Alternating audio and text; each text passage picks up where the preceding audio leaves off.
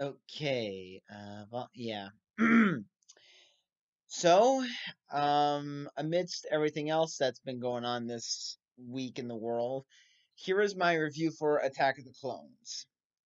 Now, some people might go as far as to say that this is worse than Phantom Menace, and other people might go into the idea that this is actually better than Phantom Menace. And I agree with the people on the left, to be honest.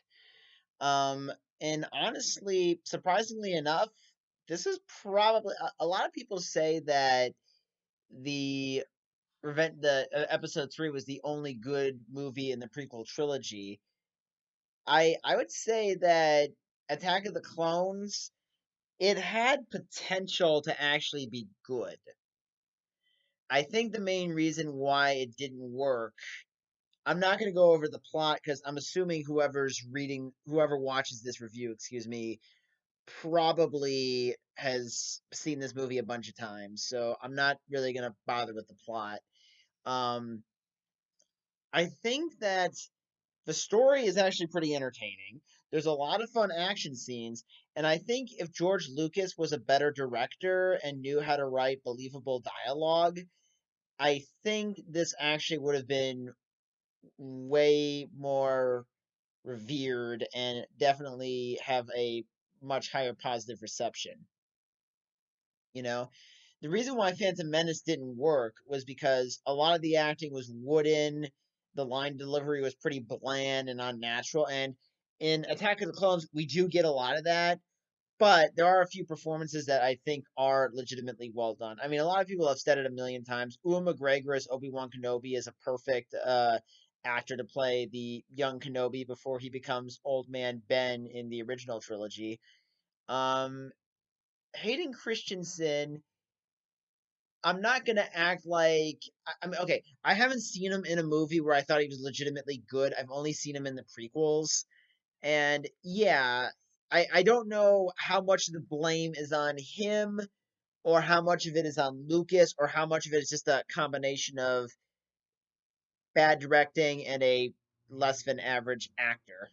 Um, I will say that there are definitely a lot more action scenes in this movie. That Phantom Menace took its time to let characters breathe and develop.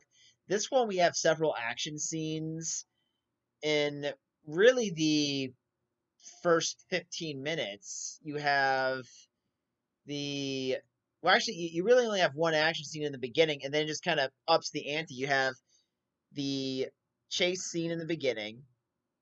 You have the Jango Fett versus Obi Wan fight. You have Anakin going berserk in a Tusken Raider camp, and you also have the people fighting and getting captured, and then the big fight at the end. So you have five action scenes, and really, the only action scenes I could think of in uh, Phantom Menace that didn't involve running away from things was the climax and the pod race scene. You know, um, and I feel like the fact that they focus more on action than dialogue heavy nonsense in some cases, it does work.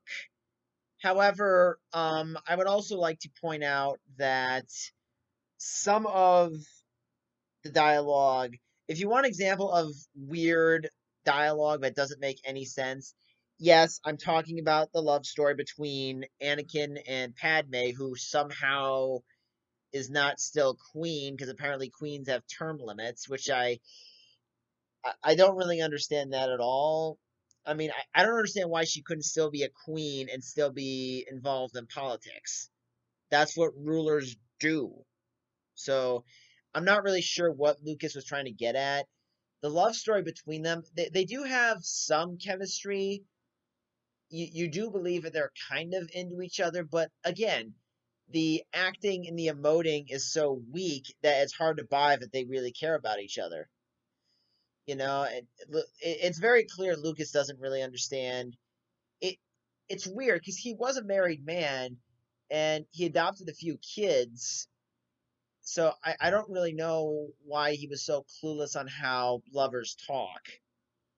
That's kind of weird. I mean, I know he'd been divorced for almost 20 years by the time this movie came out, but I'm sure he knew something about the idea.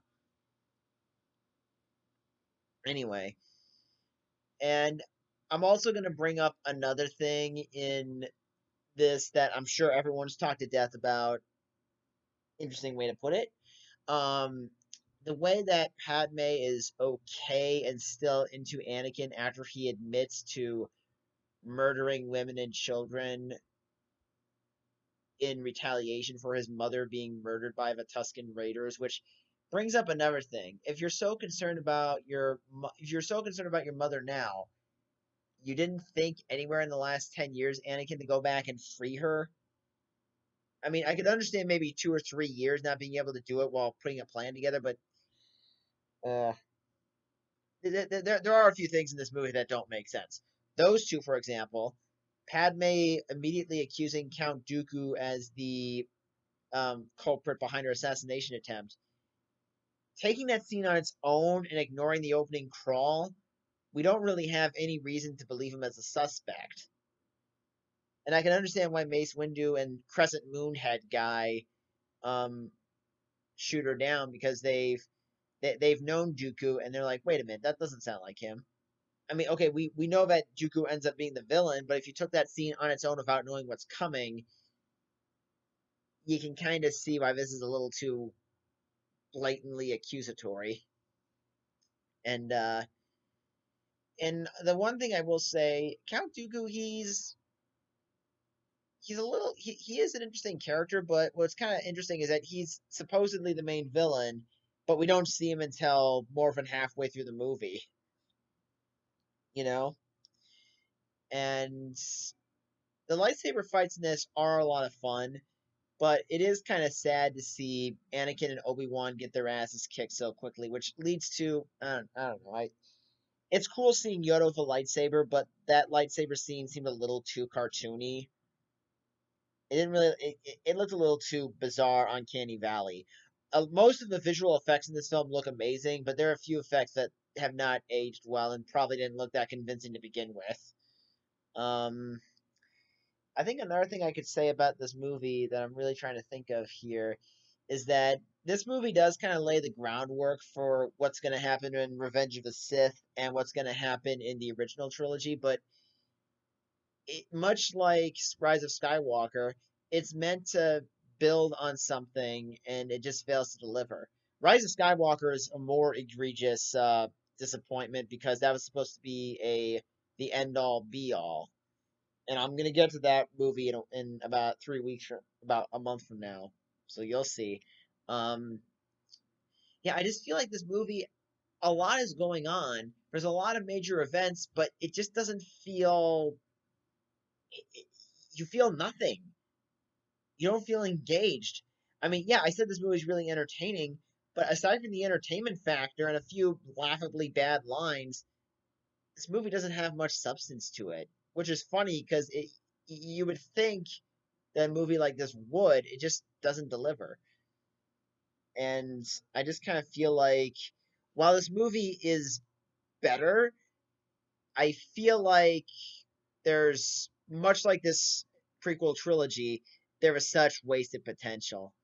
I still enjoyed it a lot more than I thought I would, which I'm actually kind of surprised. Um, and I will say that I do like some of the statements that Obi-Wan makes about how politicians are not trustworthy.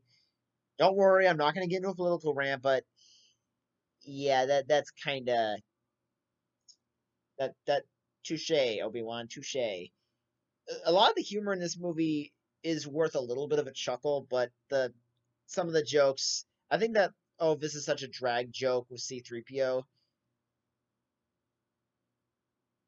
Okay, even people like Martin Thomas and Thomas Sanders would cringe at that pun. Mm. Woo! Overall, the one last thing that I think is weird is how Jedi's are not allowed to love. That's kind of a weird thing that a lot of people have. I feel like a lot of this review has just been me bringing up stuff that everyone else has mentioned since the film came out. I do think it's kind of weird. They don't really explain it all that well. And that's probably the only thing in the movie they really don't explain or explore as much as they could for it to make some semblance of sense. Overall, I think this movie, if it was with a competent director that knew how to direct actual people, I think this movie would have been fairly successful, all in all. Not the best, not the worst, somewhere in the middle. So that's all I have to say, and I will be doing Revenge of the Sith next week, and I will be posting my guitar cover on Monday. Take care.